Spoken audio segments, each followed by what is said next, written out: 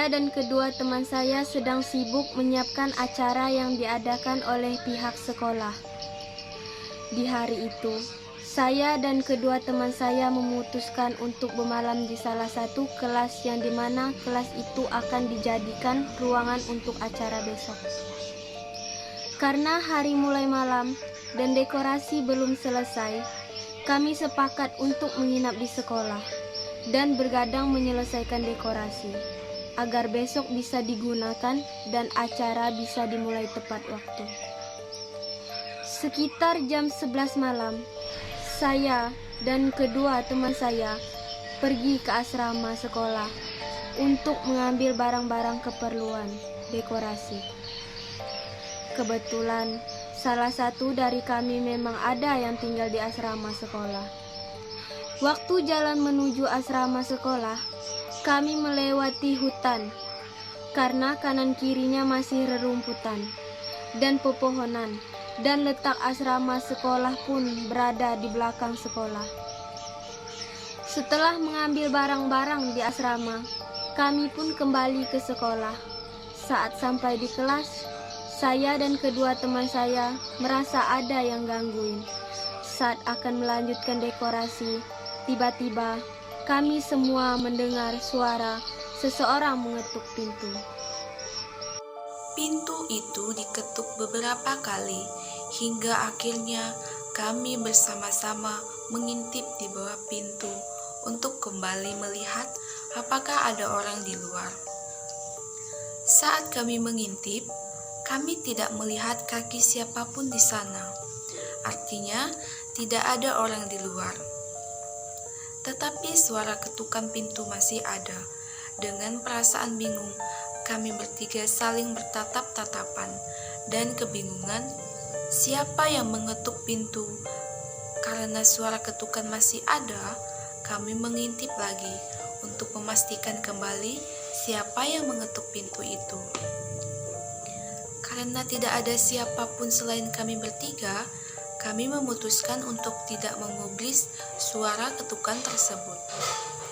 Tak lama kemudian, Bapak Security datang menghampiri kami di kelas dan menanyakan apakah kami baik-baik saja. Tapi waktu itu hanya kedua teman saya yang mengobrol sama security. Sedangkan saya duduk di dalam kelas sambil mensensor handphone. Sepanjang kedua teman saya mengobrol sama Bapak Security sepertinya tidak menyadari kehadiran saya yang sedang duduk di kursi, padahal pintu kelas sedang terbuka lebar.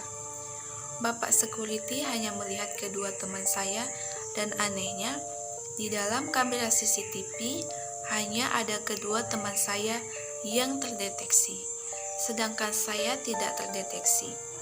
Setelah kejadian itu, kami bertiga mencoba melupakan hal tersebut. Sebulan setelah kejadian itu, kami bertiga mengalami kejadian aneh. Dimulai dari saya yang sudah pindah ke asrama sekolah.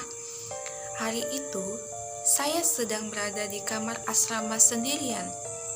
Entah mengapa saya merasa takut dan meminta tolong kepada salah satu teman saya di asrama untuk menemani saya tidur pada malam itu. Di tengah malam sekitar jam 12:30, saya mendengar suara kerincing. Kerinding gelang kaki, tepatnya. Saat itu saya mengira ada siswi yang berjalan di koridor asrama menggunakan kerincing gelang kaki. Karena suara kerincing itu terus-menerus terdengar, saya mengintip di balik celah-celah di bawah pintu. Tidak ada siapapun di luar pintu. Padahal suara itu jelas terdengar berada di depan pintu. Beberapa menit kemudian, suara kerincing itu masih terus terdengar. Dan entah mengapa, muncul keberanian saya untuk keluar kamar dan melihat lorong koridor asrama.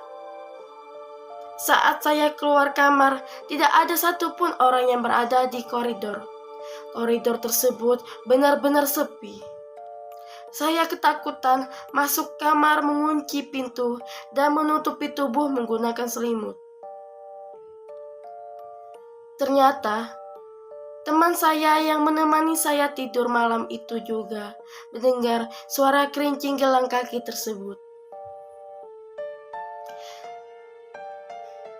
Kami berdua ketakutan dan menelepon salah satu teman cowok kami, sebut saja cowok A.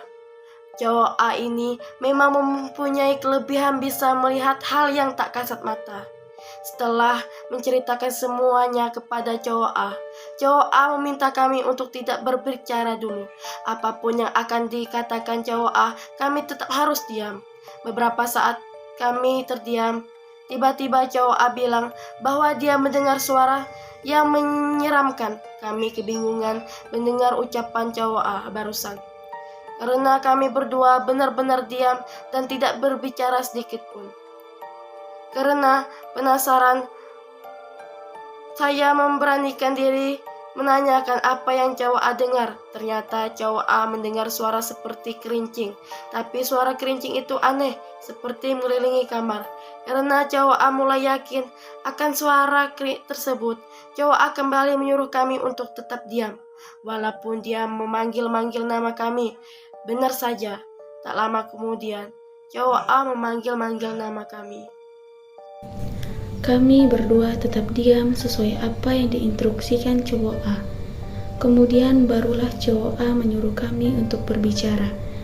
Cowok A menanyakan apakah sepanjang dia memanggil-manggil nama kami, ada yang menjawab. Karena kami berdua sedikit pun tidak bersuara, kami bilang ke cowok A bahwa kami tidak ada menjawab panggilan cowok A. Karena kami penasaran, kami kembali menanyakan mengapa cowok A bisa menanyakan hal tersebut. Awalnya cowok A enggan menjawab, tapi karena terus didesak, akhirnya cowok A mau menjawab dan memberi penjelasan.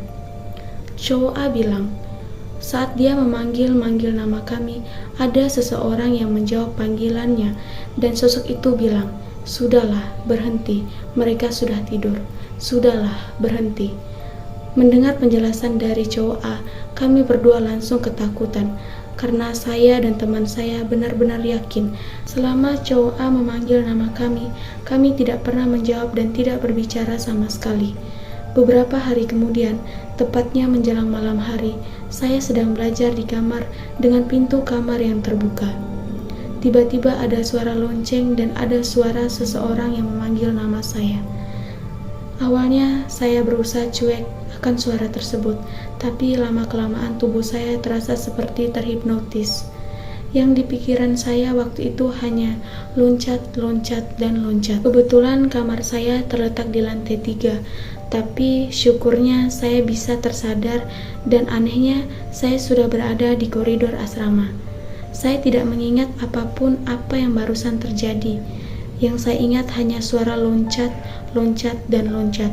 Dari situ saya langsung masuk kamar, menguatkan hati dan berdoa. Ternyata bukan hanya saya yang merasakan hal seram saat berada di asrama. Salah satu teman asrama saya juga diganggu oleh sosok yang ada di asrama. Sebut saja dia Nur. Nur waktu itu sedang sendirian di kamar asramanya. Dan saya sedang berada di kelas untuk belajar karena tidak lama lagi ujian sekolah. Nur mengirim pesan teks ke saya dan mengatakan bahwa dirinya merasa ketakutan dan merasa bahwa ada orang lain di asramanya.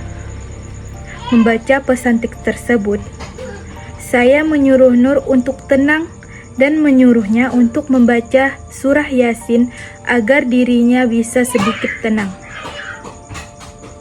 Tak lama dari pesan chat itu terkirim, muncullah pesan voice note dari Nur. Di voice note tersebut terdengar lantunan surah Yasin yang diputar Nur dan suara ketawa perempuan yang sangat jelas dan nyaring. Suara tersebut sangat amat seram. Saking kagetnya mendengar voice note dari Nur, hampir saja HP yang saya pegang jatuh ke lantai.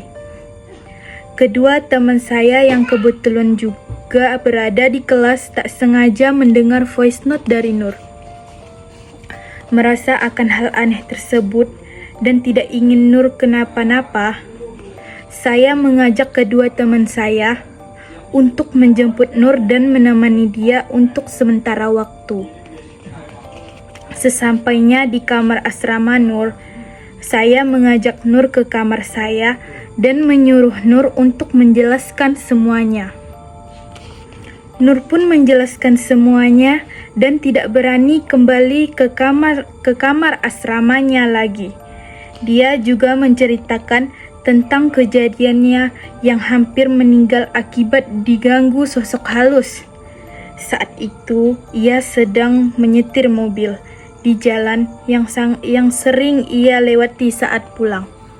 Pulang dari sekolah menuju rumah, Nur menyetir mobil sendirian saat itu. Entah kenapa saat Nur sedang menyetir, matanya seperti ditutup sesuatu dan akhirnya ia kecelakaan mobil. Beruntungnya tidak ada luka sama sekali. Mendengar cerita dari Nur, salah satu teman kami yang saat itu juga berada di kamar saya akhirnya membuka suara. Ia juga bercerita tentang dirinya yang juga diganggu oleh sosok tak kasat mata. Sebut saja ia Rina. Jadi malam itu Rina sedang bersama temannya di kamar asramanya. Saat sudah mendekati subuh, mereka mendengar ada banyak orang yang sedang sembahyang di depan pintu kamar mereka.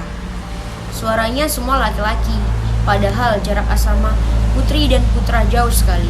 Rina dan temannya yakin bahwa suara tersebut berada di depan pintu kamar mereka.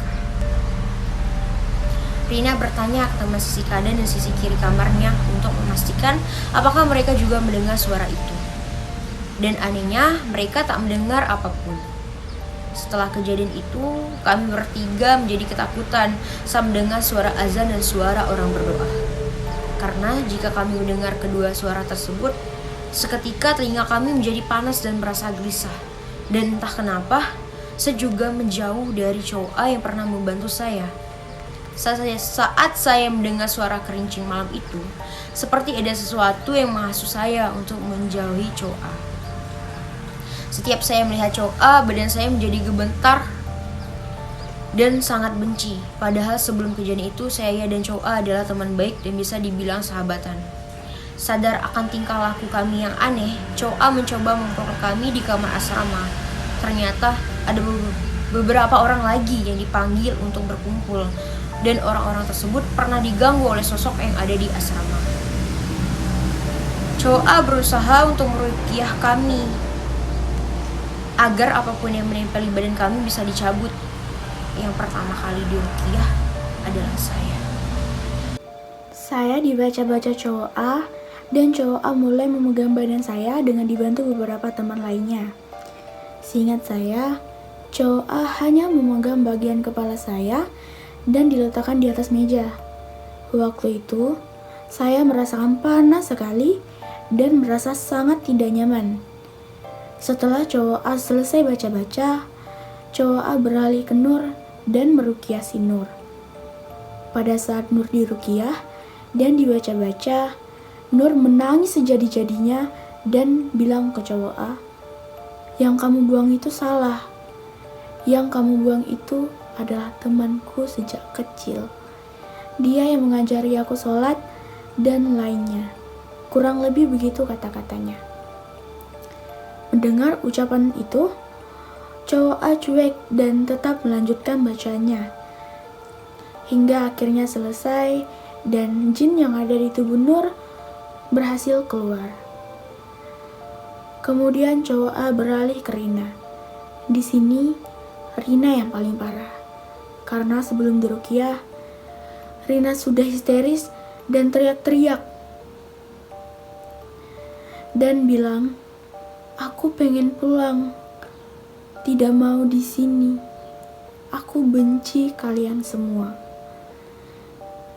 Setelah diruqyah, pulanglah kami ke kamar masing-masing dan berharap sudah tidak ada gangguan mistis lagi.